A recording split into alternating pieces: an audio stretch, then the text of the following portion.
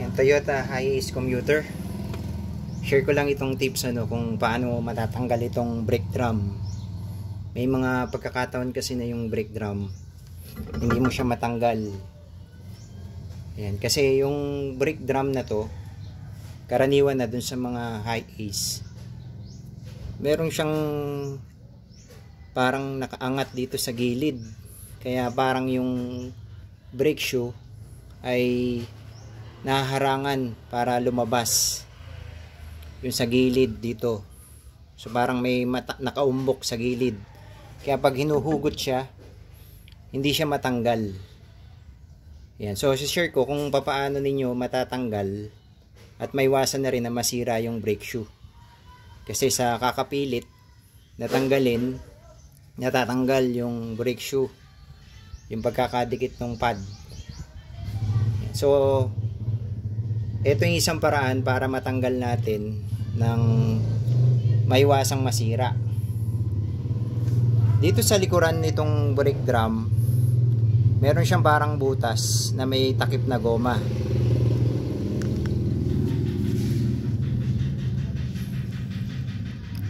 Yan, dito sa likod. So medyo madilim dito, pero makikita nyo to, tatanggalin nyo lang. Ito yung goma. Tapos magkakaroon ng butas. Ito kasi ang gamit nito. Dito ina-adjust para dumikit yung brake shoe sa brake drum. So adjustment kasi dito. Ginagamitan ng flat screwdriver. Yan. So dahil sa yung preno ay nakadikit na siya dito sa brake shoe, yung brake drum para nakadikit na siya, hindi mo siya mahugot kasi nga nahaharangan siya ng gilid eh. So ang kailangan natin, may adjust natin yung mismong brake shoe para pumasok siya ng konti, mahugot natin itong mismong brake drum. Ayan. So ang kailangan natin, itong dalawa na to. Ayan, kung meron kayong mahabang pantusok kagaya nito na bakal na medyo matigas, tsaka isang flat screwdriver. So ito yung gagawin natin. Karaniwan kasi ito, pag ina-adjust natin pasikip, tinataas natin pa ganun yung adjuster. Yan. So nagawa ko na ito kanina eh. Kaya kanina kasi ayaw mahugot nito, pero ngayon nahuhugot na siya. Yan, madali ko na siyang nahugot. Ito yung sinasabi ko sa inyo. Dito sa gilid nito, itong gilid medyo mataas siya.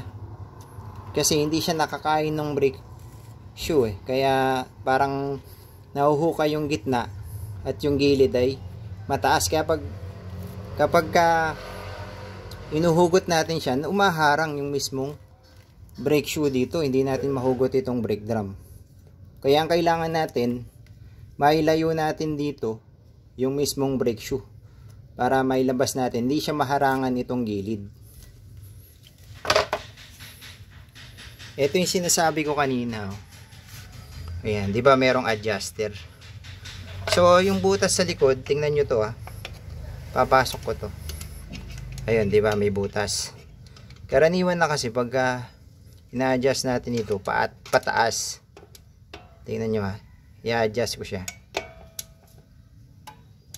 Ayan diba? Naikot siya pababa. So ang brake shoe niyan sumisikip, lumalapit sa brake drum. Yun yung purpose ng butas dun sa likod. So ang kailangan natin, pabaligtad naman. So hindi natin siya maibabaligtad na ikot kasi nga naharangan siya nito. Nakikita nyo ba ito? Ito kasi yung sa sa handbrake. So ito ang ginagawa nito, binababa niya, ina-adjust niya pababa, pasikip yung adjuster para lumapit nga yung brake shoe. So ang kailangan natin, yung brake shoe mai-compress natin o mailayo natin sa brake drum. So paano yung gagawin natin? Hindi natin nga maibaba kasi nga naharangan itong adjuster. So kaya kanina sabi ko, kung meron kayong ganitong ano, pantusok na medyo mahaba, matigas. Rayos kasi ito ng motor. So ang gagawin natin dun sa likod, tutulak natin ito. Pag natulak na natin siya, yan, tulad yan, natulak na, no? Papasok natin yung flat screwdriver. Ayan, tapos ang ibabalik natin siya, itutulak natin pabalik. Ayun, nakita nyo? Naibabalik ko na siya kasi ito ay nakalayo na yung mismong sa handbrake. So pagka tinanggal ko yan, ayun, babalik siya doon. So mahaharangan na naman ito, hindi na siya pwedeng bumalik.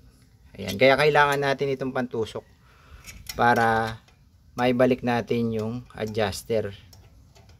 Ano, so yun yung sikreto para mailabas natin itong brake drum dito sa preno na to, nasa likod, kasi yun nga, naharangan siya kaya hindi siya mailabas. So yung adjuster kailangan nating ibalik para lumayo yung mismong brake shoe sa brake drum para mailabas natin siya. Yan, kasi nga nagkaroon ng hukay sa gitna, itong mismong gilid na to, humaharang ito para lumabas yung brake shoe, ay yung brake drum. Ayan.